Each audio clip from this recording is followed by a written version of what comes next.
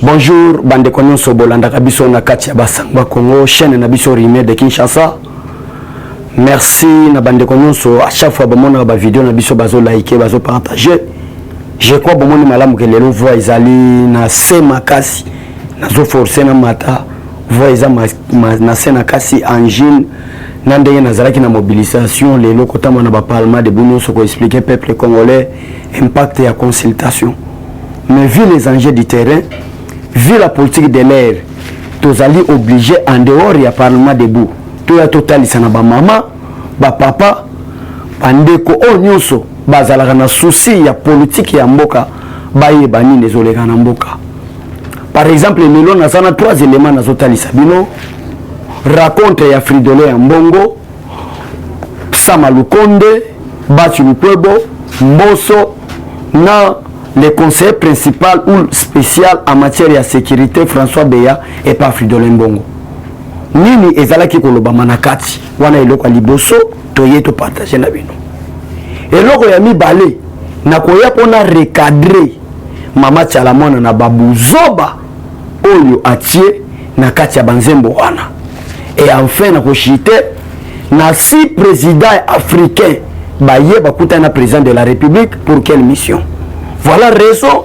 Et puis si biso to monana na tongo alelo to solo la nabino to yebisa bino situation ya politique de l'air comment est-ce que mboka na biso ils ont avancé. Et bandaki polémique 30 millions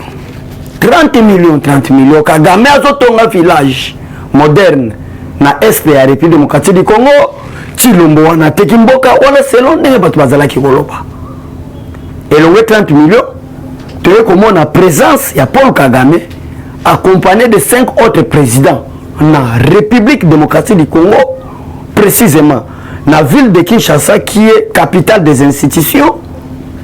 Et pesi polémique na ba aimé ba jaloux bato balingi développement peuple congolais bato balingi te peuple congolais a changement de mentalité. Nde ya mwana tozotalisa peuple congolais mission ya ba chef d'état 6 chefs d'état africains na Congo ezani. Est-ce que Zali Lolenge Batouasol Bake, Chilomba Tegi Mboka? Est-ce que Zali Lolenge Batouasol Bake, mais Kagame Salinini? De Yawana Bike na banda na Sijewana, pour les après capitaine expliquer Batou. Peuple congolais. Bande Konanga. Il y a opposition, que ce soit majorité. Oh non, ça bien mis à peuple congolais. Aux en opposition, aux en majorité, aux en pouvoir, aux awapi. Il y a que le Congo appartient à tous les Congolais. Il y a bande Konyo sur en opposition. Il y a bandeko nous sur la majorité, le Congo nous appartient tous. Pourquoi on a bandit natal sa peuple congolais le Congo? Diabolisation bandiko bima. Ah, tu sais qui d'écouter na Kagame, mais ba yebi mission te. Ndeko nanga partout dans le monde, surtout bandeko na biso bazana monde na extérieur po to benga bongo ba diaspora. Bo kende na ambassade, bo kende osala politique bo vérifier. Moussala nini président Félix Tshisekedi asali na libanda mboka oyo poussé na conseil à sécurité atinda les 6 chefs d'état baya pour quelle mission ba kutana président Félix Tshisekedi qui est l'actuel président de l'Union africaine. Mboka na biso Congo République démocratique du Congo so bozo yebate Kagame atinda ba corps diplomatique atinda ba diplomate na place prise ya ba décision ezalaka ya mokili au lieu za la bande ko na biso ba Rwanda ba congolais et koma ba Rwandais ba koma kozwa ba décision na place ba congolais bazali na kati ya administration américaine bazali na kati ya conseil ya sécurité bazali na kati ya ba organisme internationaux même ya droit de l'homme wana politique Joseph Kabila asalaki na Paul Kagame pendant 18 ans au Joseph Kabila na tête à pays. Maintenant, elle va comprendre que le président Félix Tshisekedi a bandi ko jouer rôle. Nde yangona na répéter bomona raison pour laquelle Moïse Katumbi a bandi ko imposer na ba négociation avec le ministère des Affaires étrangères et sengeli yende azwa croyant qu'il va continuer toujours ko dribbler peuple congolais na ba diplomate rwandais au bâti la biso na ba prise de décision na ba organismes internationaux que ça soit droit de l'homme que ça soit conseil à sécurité. Maintenant rôle du président Félix Tshisekedi ezalaki abanda kende kokuta ba cordon ombilical o liya Rwanda na Congo na ba pays puissant ya monde ezalaki ko soutenir bango pona ko massacrer peuple congolais ko boma peuple congolais. Félix Tshisekedi ake Tsiriki, ake États-Unis, ake France, Belgique, azokende ko kata cordon ombilical oyo ya ba Rwandais po te bani ko la ba congolais akati. Maintenant esengeli sanction ekita contre ba semer ya trouble, contre ba crime contre l'humanité, ba sala na peuple congolais na partie est ya République démocratique du Congo. Et ben information so bima déjà ko loba été c'est Paul Kagame oyo azali bongo nani azali hotera makambo wana. Kagame na riza zanango, Kagame na mayele mabe zanango. Na politique à l'okuta basala ki na ba fridolé mbongo basala ki na kati quelques membres ya SSC na Senuko na politique mabe basala ki kosala pona kokosa peuple congolais ba monde ke fati akati kati makambo wana. Qu'est-ce que nous allons faire? Il faut sanctionner Paul Kagame.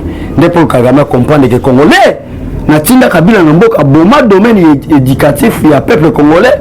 Le peuple congolais comprendre makambo sur retard bon nas intimidé bango ko lobete to kotonga village moko moderne au pesa mbongo le président décliné ngo personne en parle wana eza siji na bisote nazo memaka peuple congolais peut être comprendre. Maintenant lelo Paul Kagame aye pour assimiler devant Fati Béton à reconnaître mabe na ye to luka pe na sous-région ya Grand Lac makambo kende nde batindi bango baya présence ma Paul Kagame ba président mususu ya pays Grand Lac na Congo Bazalia. Et puis si polémique n'a pas aîné les jaloux, les gens qui ne veulent pas les changements. Bato balingi état de droit fondate, bato balingi Congo qui est de libosoté. Et puis si bango haine, bakomi koloba nini, bakomi koloba Paul Kagame na nini.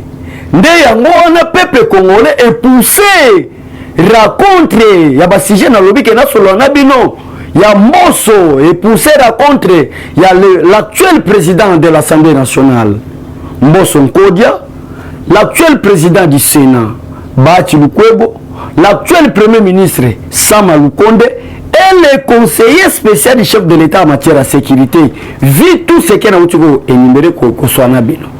Et pour ça, maintenant, Freddy, le cardinal Ambongo a expliqué peuple Ayamba Bango pour expliquer au peuple congolais que on a déclaration Ambongo, Tobo Sani Nyonso. Ambongo Oya Lubaki que à cause de pouvoir Fati, Azali l'insécurité, peuple congolais l'andanga malamu. Basali comédie théâtre na bango balobi que ce sont les combattants de l'IDPS nyonso wana basali wana suka fridolé mbongo ayeko reconnaître malgré la prestation ya serment ya président Félix Tshisekedi azalaki te le président Félix Tshisekedi a joué rôle à un bon berger na jour où bazo créé comme cardinal Félix Tshisekedi ake la reconnaissance n'est pas de ce monde bondi mabatu tango bobandaki na ndenge bozo évoluer président qui na création ya cardinal Ambongo bitumbe bandit tantôt insécurité tantôt boye biso pe koto lokola ba communicateur tozali ko attaquer ko expliquer peuple congolais que makambo fridolé Ambongo akoloba eza lokuta lelo peuple congolais place boza néanmoins que eza la première fois landanga je m'excuse néanmoins que eza la première fois landanga biso landanga na basangwa Congo au monde que makambo nazalaki kolobango pe na sakola ki likolo nango na lobeze un jour tout de la mbongo kobima akosenga bolimbisi ne yangwana bolimbisa sengi na présence ya ba chef ya institution bolimbisa to bandela nyonso à zéro tanga lobi ke to bandeli nyonso à zéro ni koloba nini bandimi chef de l'état qui est Félix Tshisekedi au bazaki contester ou même la prestation à serment ba yakite ba confirmer que c'est toi qui étais le chef élu par le peuple congolais biso to kosaki ba reconnaître Denis Kadima comme président Seni Nathan non sur la qui peuple congolais les fridolé à monga ko lobake non to sani to bo sani non soto bandela zéro voilà batu oyo bazala ki ko diaboliser peuple congolais pour na ko lobete Tilombo Airways ba voyage pamba tala ba voyage ya président Félix Tshisekedi ni boti mais bobo sanate ke fridolé à mbongo Dona Secholi Eric Senga babima ka libanda ya mboka po bakende ko buka diplomatie mokonza mboka salaki mais du fait que Fati azana protection nzambe Fati est élu de Dieu Fati est envoyé de Dieu pour na la peuple congolais na situation politique dégradante au bazali nango kotia président Félix Tshisekedi lelo bango nyoso bato wana bazongi ba reconnaître mabe na bango ba sengi bolimbisi devant président Félix Tshisekedi à travers ba chef à l'institution. Mais à moi tout ba kike to ya to beta face à la caméra totalisa peuple congolais évolution mboka na biso.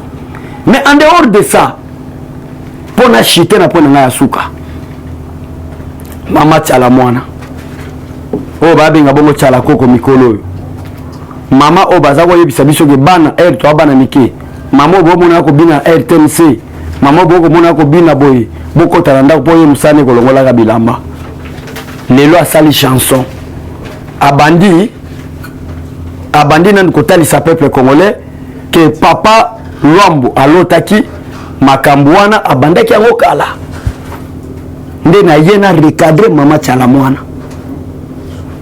tala mwana te plutôt bande ko bolimbisa po bande ko États-Unis France Grande-Bretagne partout Belgique balobi kaza tala mwana ta komi tala koko lelo oyo abandi na bandoto alokuta nakutani na papa Luambo alobi kolela peuple congolais nzala musala ezali te mboka kokufa nde na bimisa nzembo. Ok, c'est la démocratie que nous avons lutté, ce n'est pas un problème, on ne peut pas attaquer, mais nous voulons recadrer quelque chose malgré que nous sommes en démocratie.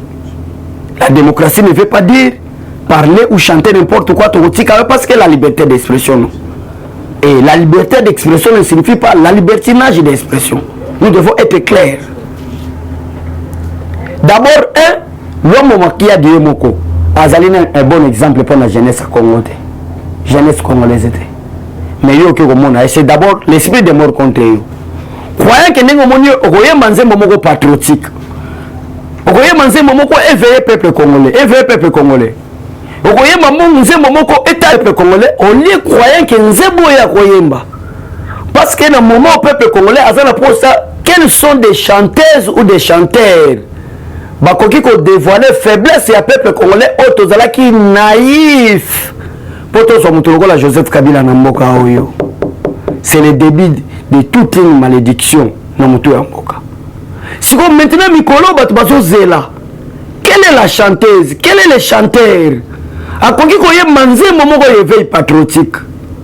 Akoki koye manze momoko ekoko taille s'appelle peuple congolais quelque part ozala qui responsable à malheur na yo actuel. Parce que congolais azana posa éveil. Congolais azana posa la conscience. Congolais azana posa talisa yete nzala na ye. Mais Congolais alelo il faut talisa ye faiblesse c'est ça qui ndenge nini nzala na ye comme aboye.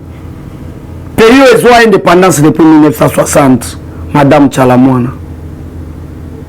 Depuis 1960 à cause de l'indépendance oyo Congo azwaki influencé beaucoup de pays africains bazwa pe lipanda na bango.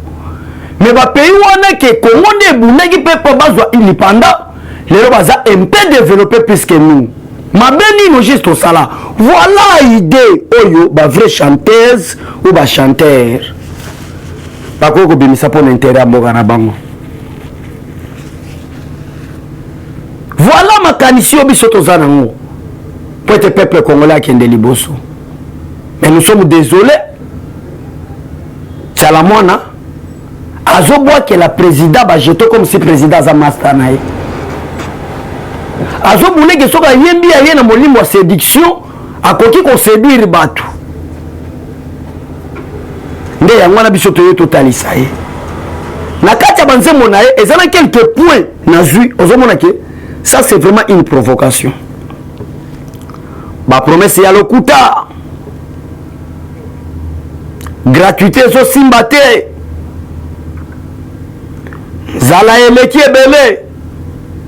Mais cette dame de Chalamwana yende mutu ayembela Kabila kolobate kichoyo kichoyo Isaiah Kabila votez votez votez Kabila toko voter biso nyoso Kabila kabange. C'est la chanson oyo Chalamwana et autres musiciens congolais ba yembela pona Kabila. Mais dans le moment où yembela Kabila on a dictature na pointe. Dans le moment où yembela Kabila on a opposition et qu'on dit ça la marche té. Il ne peut pas qu'on bimana balabala ta revendiquer que le mandat du président de la République est de 5 ans renouvelable une seule fois. na moment bazoyembela voter Kabila wana peuple congolais aza na misère moko à l'extrémiste. Na moment Tchalamwana zo adorer Kabila, esprit et comme régime na bango ba réputé sanguinaire, koboma ba chebe epai, koboma ba fidèle baza epai, ko calciner ba combattant IDPS na siège, koboma peuple congolais na nzala, ko sala makambo mabe na nko. Mais bayembi voter Kabila. Toko voter bisoni so Kabila Kabangi. A cause si peuple congolais pendant 18 ans na ba market. Botala ndenge Kinshasa ko komaka na market. Kinshasa ko na market. Pona ni Tchalamwana na bayembe la ye. Oli asuka wana te. Aye ko bimisa ba programme révolution de la modernité. 5 chantiers oyo batikala ko appliquer atane loko moko te. Mais président Félix Tshisekedi ayi alobi opposition bima na balabala revendiquer ba droit na yo sans interpellation, sans gaz lacrymogène, sans intimidation. Bon ça la marche na bino parce que ezali programme oyo IDPS a tié oyo abundaki pendant 37 ans pour qu'il y ait la liberté d'expression. Au lieu tout le monde a positivité, mais à cause il y a $100,000 pour bakoy studio au lieu de peuple mobimba. Mais là le régime à président Félix Tshisekedi a sorti plus de 4 millions d'enfants d'école au bazaki otangate parce que mes parents bazalaki incapables. Toboyi positivité à président Félix Tshisekedi. Pays oyo tokokaki ko emprunter à tel côté en termes ya mbongo. Mais les gens comme emprunter parce que bato lokola ba Nicolas Kazadi ba yena technique mosusu na finance publique. To komi pena ba réserve stratégique ya 4,4 milliards de dollars. Lelo oyo Kabila tikela ki biso budget 1 milliard. Président Félix Tshisekedi aye à un pays qui a oyo ba yiba. Oyo mboka oyo bendividu bazaki kotama na ba carte bancaire baso binisa mongo na trésor public et pas moins de prix $50,000 par mois. Le président Félix Tshisekedi ayi na diplomatie na yi na mayele na yi na bolingo oyo ye azali nango pona ko changer peuple congolais na changement de mentalité o alinga memela peuple congolais. Félix Tshisekedi ayi bokomi koyemba banzembo promesse à lokuta, promesse à lokuta bozo changer makambo yango biso tobi non mama Tchalamwana tu n'es pas un bon exemple. Lelo congolais azana posa lelo congolais azana posa otalise mabe na ye mabe congolais sala ko auparavant pote lelo toni okoma congolais azana posa otalisa ye pote mboka na biso etongama. Mais bino yeyo musala na bino diabolisation musala na bino banzemba lokuta nini to salité et silité boye na makamo Tchalamwana na sala. Voilà raison pour laquelle tozala ki koloba et to recadrer totalisa Tchalamwana que tu n'es pas un bon exemple. Kaka ndenge papa Fridolin Ambongo ayambi ba chef ya institution à reconnaître le pouvoir du président Félix Tshisekedi. Makambo nyonso basala fati pe bosani alimbisi bango kaka ndenge bino ba Tchalamwana à la prochaine bokoleka bosenga bolimbisi bobi Félix Tshisekedi oya ki vraiment pour changer mboka na ba internet nyonso balandaka biso bato nyonso basepela na biso boyeba malamu ke mabe ezalaki profond.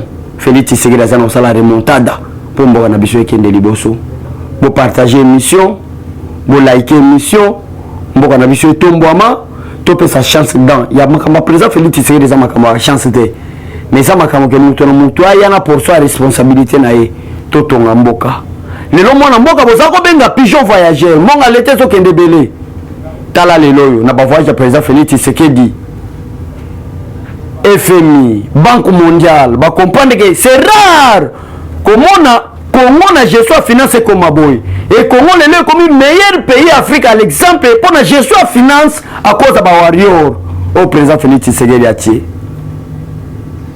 défaut de comme Salema lelo bakomi ko taxer Congo ezokende bien Congo comme valeur rapport au conseil de sécurité du Union que notre démocratie n'a respect des droits de l'homme et comme il faut dans Congo on a des exemples bon monaté pas de problème Félix Tshisekedi a tenté de satisfaire tout le monde même Yesu mwana nzamba ya kiawa a satisfait ça ga batunion sauter mais nous voulons des valeurs de vrais tous dans des vrais tout on mboka na biso ekende liboso bongo même nzamba komona ke esprit patriotique bani ko kota na ba congolais to ko pamba ensemble nzamba pambola bino nzambe asunga bino merci na staff technique ya basangwa Congo ndenge batikela ki biso vraiment plateau to expliquer na peuple congolais les enjeux de politique de l'air lolenge ba papa Fidela Mungu basengi babolimbisi bandimi ke bazaki na erreur lolenge batala mona bakoti na ba jeu ya mabe ndeto yaki to expliquer merci na décorancy merci na staff technique mobimba ya basangwa Congo likez, partagez émission tout le monde en a lobby dans le week-end. Nzamba pambola bino. Eshima, votre magazine qui bat au rythme de l'actualité. Retrouvez la nouvelle édition. Exclusivité, Sakombi Molendo, le pionnier de la bancarisation. Le ministre des Affaires foncières a signé le 3 juin 2021 avec son collègue des Finances l'arrêté interministériel portant bancarisation des opérations foncières et immobilières supérieures ou égales à $10 000 américains. Une première en RDC concrétisée par celui qui fait figure de porte-étendard de la numérisation et de la sécurisation des titres fonciers. Aimé Sakombi Molendo est de plein pied dans la matérialisation de sa politique qui suit la vision du chef de l'État, Félix Antoine Tshisekedi, celle de faire du numérique un levier d'intégration, de croissance économique et de progrès social. Nation, gouvernement des warriors, bilan de gestion des 100 premiers jours du gouvernement Samalou Kondé. SONAS, le DG Lucien Boniemé Ekofo présente un bilan largement positif pour les grandes réalisations du premier semestre 2021. À lire également l'interview de Seth Kikouni portée sur les questions d'actualité. À la découverte de Tissia Mukuna, la DG de la marque La Quinoise, café planté et transformé à Kinshasa. Interview exclusive de Richard Ilunga, DG de l'ONIP, qui confirme l'identification de la population congolaise avant les élections 2023. Un an de patrouille financière, les audits de l'IGF mettent à l'écart les mandataires impliqués dans la mauvaise gestion des deniers publics grâce à Jules Alinguete, inspecteur général des finances, chef de service. Une analyse sur les coups d'État en Afrique et leurs conséquences. Retrouvez l'intégralité du magazine Eshima dans les kiosques. Eshima Magazine, un nouveau standard d'information.